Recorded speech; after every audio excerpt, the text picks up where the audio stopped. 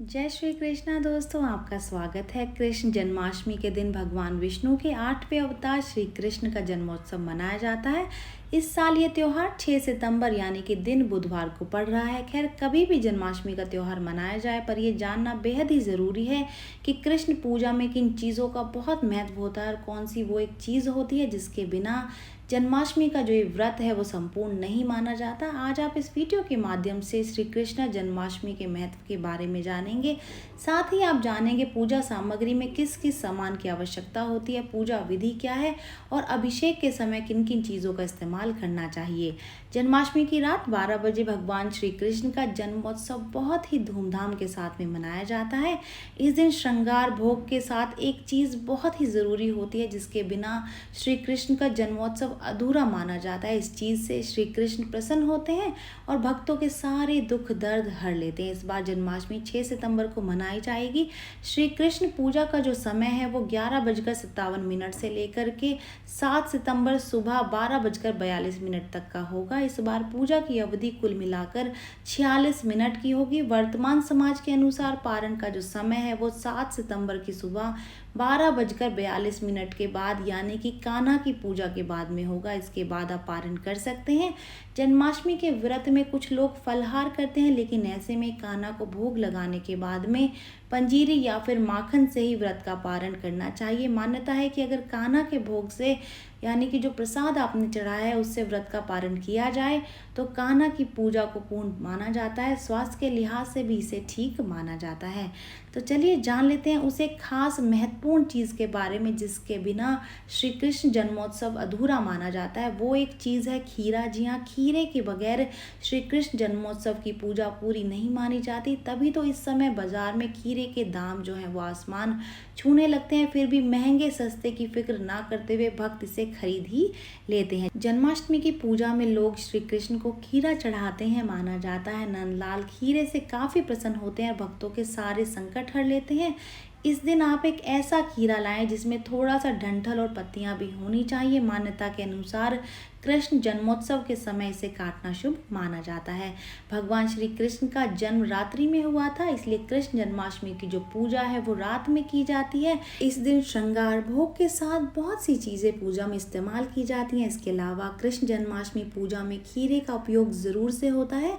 कहा जाता है कि खीरे के बिना भगवान श्री कृष्ण का जन्मोत्सव अधूरा माना जाता है। ऐसे में चलिए जानते हैं जन्माष्टमी की पूजा में खीरे का इस्तेमाल क्यों होता है, किस तरीके से इसका इस्तेमाल करना चाहिए और इसका क्या महत्व है।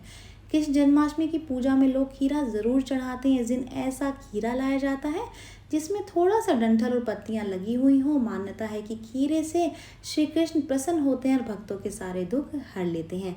जन्माष्टमी की पूजा में खीरे के उपयोग के पीछे ऐसी मान्यता है कि जब बच्चा पैदा होता है तब उसको माँ से अलग करने के लिए गर्भनाल को काटा जाता है। ठीक उसी प्रकार जन्माष्टमी के दिन खीरे को उसके डंठल से अलग किया जाता है। ये भगवान श्री कृष्ण को माँ देवकी से अलग करने का प्रतीक माना जाता है। ऐसा करने के बाद ही विधि विधान से पूजा शुरू की जाती है। श्री कृष्ण के जन्मोत्सव के दिन खीरे को काटने की प्रक्रिया को नाल छेदन कहा जाता है। इस दिन पूजा के दौरान खीरे को भगवान कृष्ण के पास में रख दें।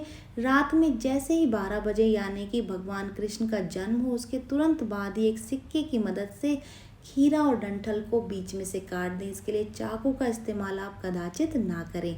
ज़्यादातर लोग कान्हा के जन्म में इस्तेमाल होने वाले खीरे को प्रसाद के रूप में बांट देते हैं। वहीं कुछ जगहों पर इसे नवविवाहित महिला या फिर गर्भवती महिला को खिलाया जाता है। ऐसी मान्यता है कि नवविवाहित या फिर गर्भवती महिला को ये खीरा खिलाने से भगवान कृष्ण की तरह ही पुत्र की प्राप्ति होती है। तो चलिए अब पूजा विधि जान लेते हैं और अभिषेक में करने वाले कुछ चीज़ों का जो इस्तेमाल होता है उसको जान लेते हैं। प्रातःकाल उठ कर के स्नान कर लें, घर के मंदिर में रखे कान्हा जी को तैयार करें, नए वस्त्र पहनाएं, पीले फूलों की माला राधा कृष्ण को अर्पित करें, सामर्थ्य के अनुसार व्रत करें। रात्रि 11 बजे स्नान करके विधि पूर्वक बाल गोपाल की पूजा अर्चना करें। रात्रि 12 बजे नंदलाल का अभिषेक करें। जन्म से पहले शालिग्राम जी को खीरे से निकाल करके पंचामृत से स्नान कराएं। जन्माष्टमी से लेकर के छठ पूजा तक कान्हा जी को झूले पर विराजमान रहने दें। इसके बाद में सिंहासन पर विराजमान करें। नवमी के दिन दान दे करके व्रत खोल लें। नंदलाल के अभिषेक में दूध, दही, शहद, गंगाजल, देसी घी का इस्तेमाल किया जाता है। अभिषेक के बाद में माखन, मिश्री, खीर, ककड़ी, आटे की पंजीरी, धनिए की पंजीरी से भोग लगाया जाता है। भोग को परिवार के सभी सदस्यों और आसपास के लोगों को बांटना चाहिए। ये बेहद ही अच्छा माना जाता है। ये जानकारी यहीं तक ही। उम्मीद है दी गई जानकारी आपके काम आएगी और आप इसका लाभ उठाएंगे। जो लोग वीडियो देख रहे हैं वीडियो को लाइक कर दीजिए, चैनल को सब्सक्राइब कर दें, नोटिफिकेशन बेल को दबाना बिल्कुल भी ना भूलें, क्योंकि यहाँ पर इस तरीके की महत्वपूर्ण जानकारियाँ मिलती रहती हैं। तो चलिए मिलते हैं नई वीडियो में नई जानकारी के साथ। जय श्रीमन नारायण दोस्तों, जय श्री कृष्ण।